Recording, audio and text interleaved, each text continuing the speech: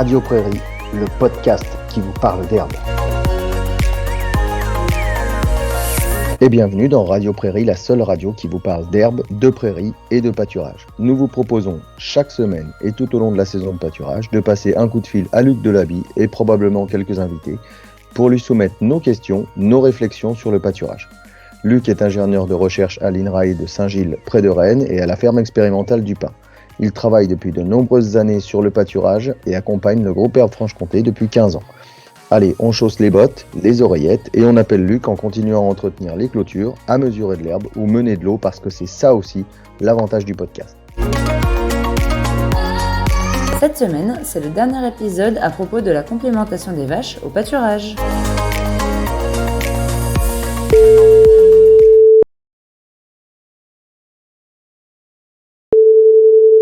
Allô Florian, dis donc, Oui, Luc. tu m'as oublié ou quoi? Excuse-moi, ouais. On avait dit qu'on se rappelait là. Ouais, on avait dit qu'on se rappelait et puis du coup j'étais parti avec mon herbomètre et puis Ouais. effectivement. Mais, bon, comment vas-tu? Bah écoute, ça va, il fait pas trop chaud finalement pour un mi-juillet là. Je sais pas de votre côté où vous en êtes. Bah écoute, on va dire que il fait un peu tiède quand même, voilà, mais comme on dit un peu chez nous, mais non, ça va, c'est supportable. Alors justement, puisqu'on parle de pâturage, là, on a rentré là, enfin nos éleveurs ont rentré, moi j'ai rien rentré du tout. Nos éleveurs ont rentré du triticale, de l'orge. Il leur reste un peu de maïs grain. Est-ce que toutes ces matières premières là, elles sont bien adaptées au pâturage ou faut qu'on aille chercher d'autres matières premières, en particulier pour l'énergie, pour complémenter l'énergie? Ah oui, c'est marrant parce que cette question-là, elle revient de façon régulière en fait. Tous les 4-5 ans, on a le même débat. Quelle nature, quelle source énergétique pour les vaches laitières au pâturage? Avec ce fameux débat concentré amidon, concentré paroi. Paroi au sens pulpe de betterave, pulpe de citrus, voire éventuellement coque de soja, puisqu'il y a aussi ces coproduits-là qui apparaissent dans les entreprises. Et c'est vrai que c'est une question lancinante qui revient régulièrement. Alors, on avait fait quelques travaux, pas que nous d'ailleurs, mais il y a eu quelques travaux de fait à ce sujet-là. Et ce qui est assez marrant, c'est que certes, il y a des effets associés à la nature énergétique, je dis bien à même quantité de concentré, c'est-à-dire qu'on compare toutes choses égales par ailleurs, bien évidemment. Alors, il y a des petits effets, mais tant qu'on reste sur des doses inférieures à 4 kg de concentré par vache par jour, je dirais que les effets sont ténus en fait. Les concentrés à base d'amidon, je pense notamment à amidon rapidement fermentescible du type blé, voire orge, triticale. Ils nous font peur, ceux-là, je te le dis. Ouais, alors ces concentrés-là, globalement, ont plutôt un effet légèrement favorable sur le taux protéique, un effet défavorable sur le taux butyreux et un petit effet défavorable sur le lait. Mais on parle là de à peine un demi-kilo de lait dans les doses qu'on vient d'évoquer. C'est-à-dire que on va perdre un peu de lait, un lait qui sera un peu plus riche en protéines. Par contre, les concentrés de type paroi vont être plutôt favorables à la production laitière, un petit demi-kilo de lait en plus, un peu défavorable au taux protéique, mais c'est plus la fermentescibilité, la vitesse de dégradation dans le rumen qui va influencer le TB que la nature propre de l'aliment. C'est-à-dire que en matière de taux butyreux, dès qu'on aura des concentrés fermentescibles, que ça soit des pulpes de betterave, des pulpes de citrus ou de l'orge, on aura un effet similaire. C'est vraiment la vitesse de dégradation. Et les coques de soja, par exemple, qui sont des fibres peu fermentescibles, vont avoir un effet favorable sur le taux butyreux. En résumé de tout ça, Florian, il y a un concentré énergétique simple, très bien adapté à l'herbe pâturée, notamment de printemps et d'automne, c'est le maïs grain.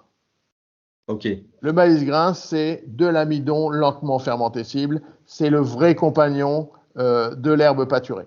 Là, il n'y a pas de souci, c'est vraiment celui qui est le plus intéressant en matière de complémentarité nutritionnelle, si on peut dire. Ouais, parce qu'on va rappeler, et tu me coupes si c'est pas bon, mais en termes de vitesse de transit et en termes de puissance et de vitesse de transit, on va retrouver tout en haut le blé, ensuite le triticale, l'orge, le maïs va arriver un peu plus loin en Voilà, étant bien plus lent que ses amis. tout Et à puis fait. ensuite arrivent les pulpes, etc. Voilà. Donc on peut avoir aussi ça en tête.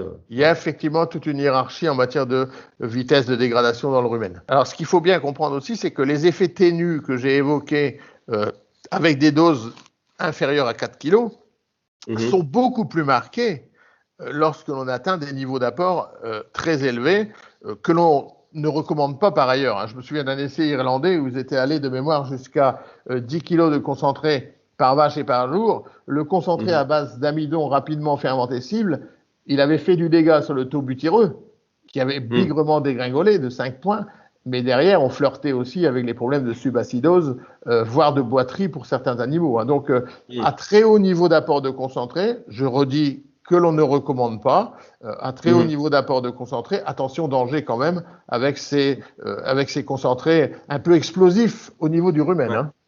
Quel que soit le concentré, en dessous de 5-6 kg de concentré, on ne va pas vraiment avoir d'acidose. Je dirais en dessous de 4.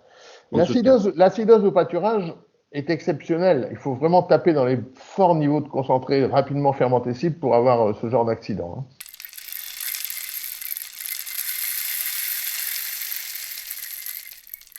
Bon, alors attends, ça c'est pour l'énergie, ok? Et puis du coup, je t'ai dit, hein, on achetait aussi chez vous comme chez nous du tourteau. Et puis on a dit que l'herbe était pas mal pourvue en protéines, mais est-ce qu'on n'a pas un intérêt à en donner quand même du tourteau? Oh là là là, Florian. Ah oui, mais on l'a. Oui, je sais. Alors ça, pour le coup, cette question-là, elle pose un réel problème de nutrition azotée. L'herbe, on l'a dit, ration complète, 18% de MAT. Eh bien, je vais te dire simplement, l'apport de tourteau au pâturage est un excellent fertilisant. Si les éleveurs ont les moyens de fertiliser au tourteau, eh bien, malheureusement, qu'ils y aillent.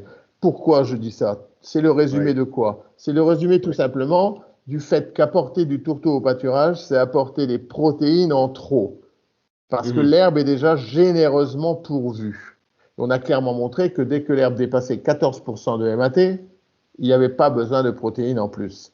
Et ces protéines en plus apportées par le tourteau, et on l'a clairement démontré dans un spectaculaire essai réalisé à Mésusaume, ces protéines en plus apportées par le tourteau, elles sont dégradées au niveau ruminal, elles ne sont pas absorbées au niveau intestinal et elles finissent éliminées par voie urinaire.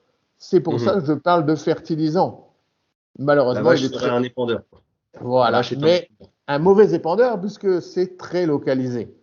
Mais on a clairement montré que entre 3 kg de céréales ou 3 kg de tourteau, puisqu'on a poussé le bouchon à l'extrême en matière d'expérimentation, on a apporté environ 700 grammes de PDI en plus et que seuls 35 grammes de protéines étaient retrouvés en plus dans le lait. C'est-à-dire un rendement catastrophique, une efficience protéique catastrophique. Quel dégât, quel malheur. Donc c'est du gaspillage, vraiment du gaspillage. C'est de la fertilisation, mais très onéreuse, quoi. Et mal répartie. Ça coûte cher. Ça coûte cher. Okay. Gardons ce tourteau pour les périodes où il se justifie. Je pense notamment à la période hivernale où malheureusement nos foins sont parfois trop pauvres en matière azotée parce que récoltés trop tard ou parce que sans légumineuses. Mais dès que l'on est à l'herbe, et dès que je dirais l'herbe est verte, c'est pas compliqué. Dès que l'herbe est verte, on peut supprimer le tourteau sans difficulté, qu'il soit de soja ou de colza d'ailleurs. Hein. C'est quand même ça, la petite ligne sous ton texte, c'est quand même de dire il faut qu'il y ait de l'herbe, hein, quand même. On est d'accord. Il faut qu'il y ait de l'herbe. Qu'il y ait de l'herbe. Voilà, qu'il y ait de l'herbe et qu'il y ait de l'herbe verte. Donc je dirais qu'au printemps, pas de problème. En automne, encore moins, compte tenu de la minéralisation et de la teneur en azote de l'herbe. La seule question peut se poser en période estivale, lorsqu'effectivement, sous l'effet de la sécheresse, l'herbe perd sa couleur verte et devient un peu plus jaunasse. Et là, effectivement, on peut descendre alors en dessous de 140 grammes de MAT par kilo de matière sèche et se retrouver en déficit protéique qui justifierait un demi ou 1 kilo de tourteau de soja. Mais on est vraiment dans des situations extrêmes. Diable, l'herbe est une ration complète à très forte teneur en protéines. profitons-en pour économiser du tourteau. Alors, c'est ce que j'allais te dire. Je vais rappeler simplement que le prix d'une tonne de tourteau, c'est égal au prix d'un herbomètre, hein, à peu près. Enfin, pour voilà. Ah ouais. Ah ben ça vaut le coup Donc, d'économiser je une tonne. pose ça là et je vous laisse vous débrouiller avec ça. Et je vais juste finir avec une toute petite remarque. C'est on voit aussi fleurir. Tu parles d'azote en excès dans le rumen, etc. On voit de temps en temps tu parlais de tous les 4-5 ans. Bah, c'est à peu près ça. Fleurir des produits qui viendraient capter l'azote en excès dans le rumen pour pouvoir le redistribuer à la vache et qu'elle puisse le valoriser en lait. Ces produits sont en général très chers et moi simplement ce que je dis c'est si on utilise ce genre de produit, mon Dieu, j'espère qu'il n'y a pas de tourteau de donner à côté. Parce que ça voudrait dire qu'on donne à la vache quelque chose, qu'après on lui donne un produit pour aller capter ce quelque chose qui est en excès. Donc, on est là. Moi j'interdis à personne d'en utiliser, simplement je dis si vous en utilisez, soyez cohérents et ne donnez pas de tourteau à côté. Voilà. Il faut éviter le paradoxe. Il faut éviter les paradoxes nutritionnels quand même. Hein. C'est ça, voilà. Toujours se poser la question. Un peu de réflexion peut permettre grande économie. Hein. Ouais, c'est vrai. Et il faut toujours. Mais bon, personne n'est parfait. Il faut toujours prendre du recul sur ce qu'on fait. On est là aussi. Tout à fait. On est là aussi pour ça. Et pas oublier d'échanger, de discuter, d'analyser, de réfléchir.